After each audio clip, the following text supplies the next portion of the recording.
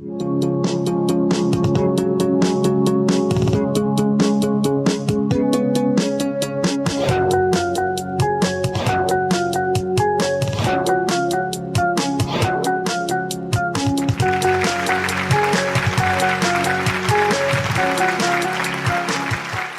a species, we are unique in our ability to learn and educate. From generation to generation, we pass knowledge, information, and skills onto one another, and I think it's probably a reasonable thing to say that almost everything that we do today is built on something that was done in the past.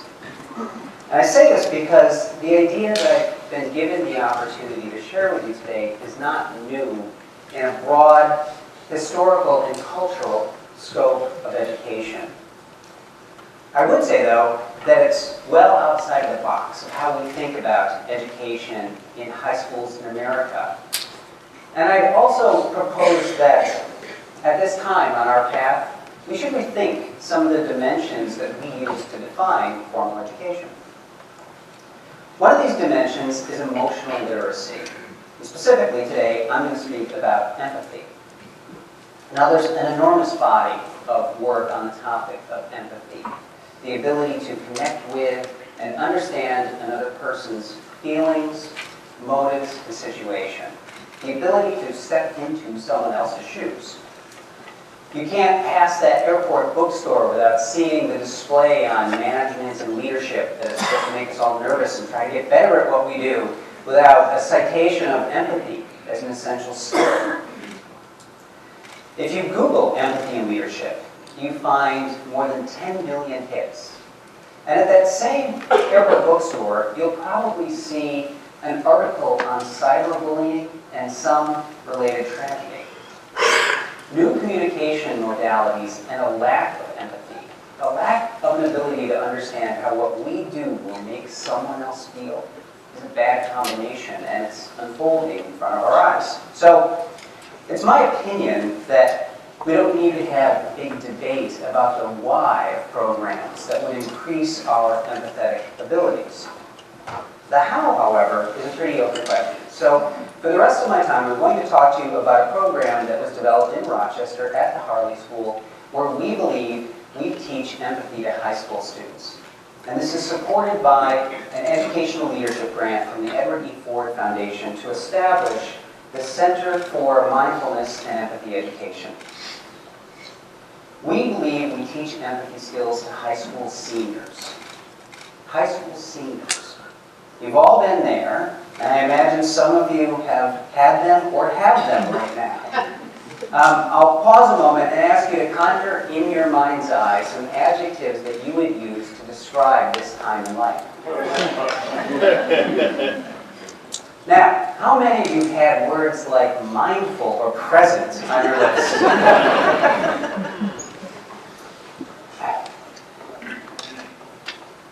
What we're doing in our program is moving beyond what we know we can normally do. We can teach piano. We can teach mathematics. We can teach science. We can teach English. We can teach history, the performing arts, the liberal arts. And we know what it looks, feels, and sounds like when students advance in these areas. We know what it looks like when somebody presents the correct solution to a math problem.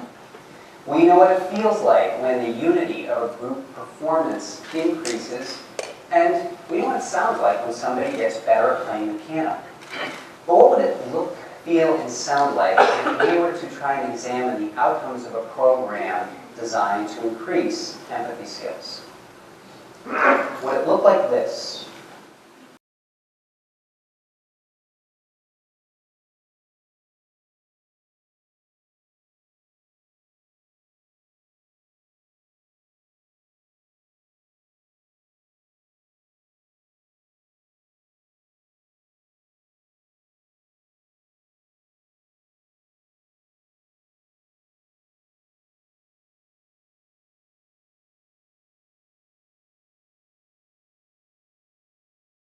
Would it feel like this?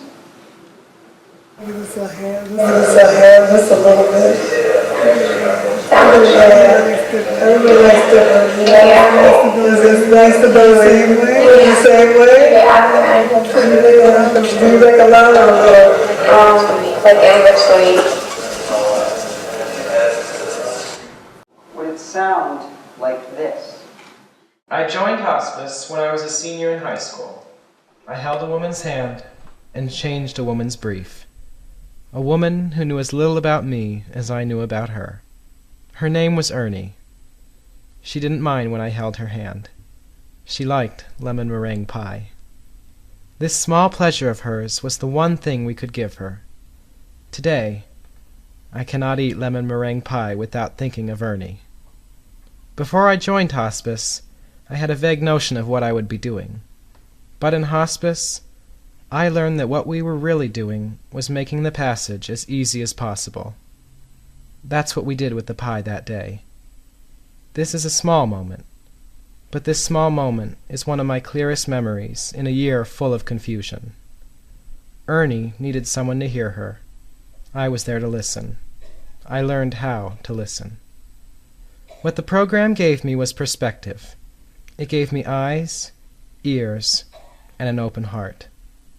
I eased Ernie into the big sleep, but she gave me a great awakening. We believe that this is what the outcomes of a program designed to increase empathetic skills in high school students looks, feels, and sounds like. And this was done with no less intentionality or organization than the math, science, English, history courses that the students are also taking.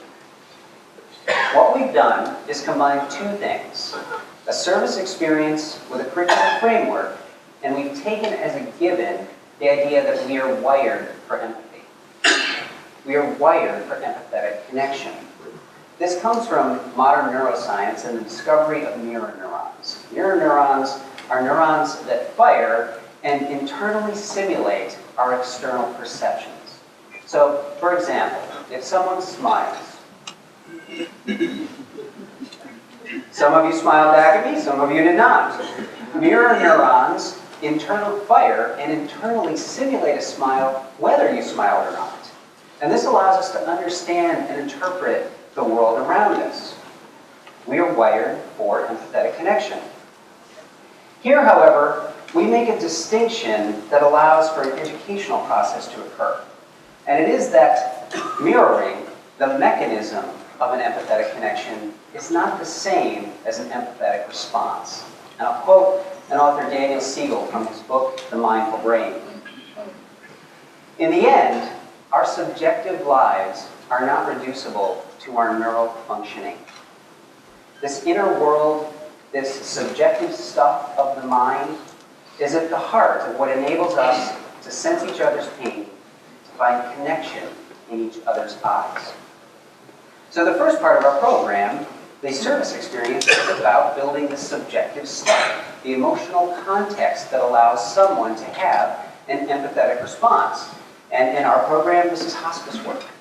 Our seniors go out and do end-of-life care. In this community, they log thousands of hours of service to the dying, and they travel to Belize, South Africa, China, and India to experience this in a different culture. When we describe this program, we use words like genuine, messy, risky, edgy, caregiving, story, listening. It's real. You take care of someone. You touch another person. They're vulnerable. You are vulnerable. They share with you the stories of their life.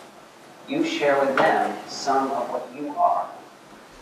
These are the elements that we believe are in an experience that builds this subjective stuff that makes us more empathetic people. But if our aspiration is to help someone become more able to understand a person's feelings, situation, and motives, we want to go beyond just the emotional response. So we also teach mindfulness and self-awareness skills, the metacognitive side, the insight into how you're thinking, so that when you have that emotional response, you can act on it with thoughtfulness and intelligence. This is the curricular framework. Throughout the year, students are taught meditation, presentness techniques, active listening, and they use journaling and group discussion to process the experience of caring for a dying person and share this with their peers. All of this comes together, the service experience and the instruction, to grow mindfulness and self-awareness skills and increase someone's ability to connect with another person. What we believe is empathy education. High school seniors are often told they're about to enter the quote-unquote real world. This eerie land is a place full of pitfalls, potential problems, and personal responsibility. I found much solace in speaking with the elder members of this real world as they sat on the other side, equally as uncertain about the unreal or ethereal world to which they will soon be graduating. The most valuable aspect for me lay in the intrinsic value, put simply, on being present. We are irrevocably in this together, and easing the pains of our fellow man should always be on the mind of our youngest scholars. I want to recognize Bob Kane. Bob is the gifted, genius, humanitarian educator who developed the hospice program at the Harley School, and we have many, many testimonials that contain quotes like the two I shared with you. Invariably, they all contain something like, "I thank my lucky stars that Robert Kane graced my life." In closing, I want to go back to something I said earlier, and that's that it's my opinion that I don't think there needs to be a debate about the why of empathy education. And ironically, in the media right now, there's a large debate about the why of empathy education. In support of my position, I'll offer up one fact. And it's that in all of our religions, there is a single shared idea, and it's the golden rule. Do unto others as you would have them do unto you. Put yourself in someone else's shoes when you decide how to act. This is age-old wisdom. It has been with us in the past, it's with us in the present, and it's my belief that it is absolutely essential for our future. Thank you very much.